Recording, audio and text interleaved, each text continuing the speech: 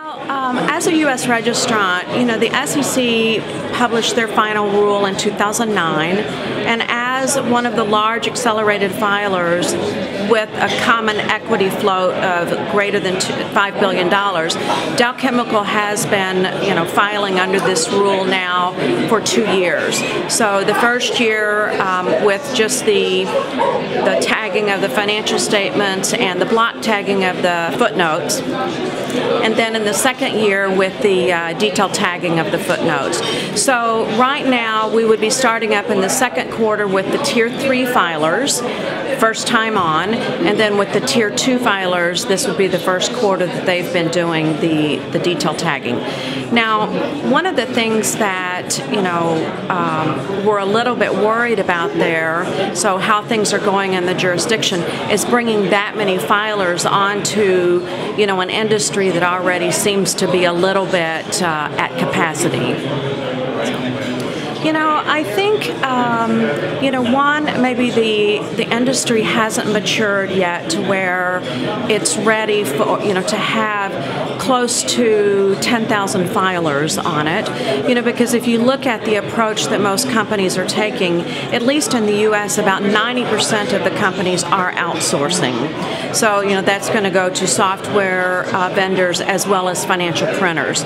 So, again, one of the things we're filing is it doesn't seem that the industry is ready. The second thing is, I have to mention sort of the cost benefit, that right now there are very, very few users that are actually using the information, even though there are about 1,500 companies out there that have begun filing, using XBRL. And the other side of that is, for us, with the solution that we've chosen, at least for now, it costs about $100,000 a year.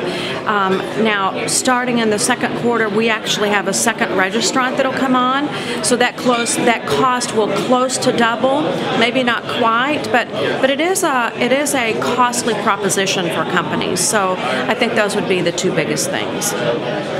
Well, I think that depends on the solution that a company chooses, but I'll talk to, the 90% of companies that have outsourced. And so you really have to understand where the deadlines fall from the outsourcer that you're using.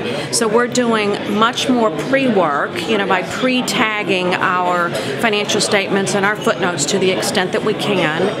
We're having to make sure that we understand our service providers' pencils down concept. So that's where, we reach the end of the process and we can no longer make changes, or if we do make changes, it could delay our filing. And then,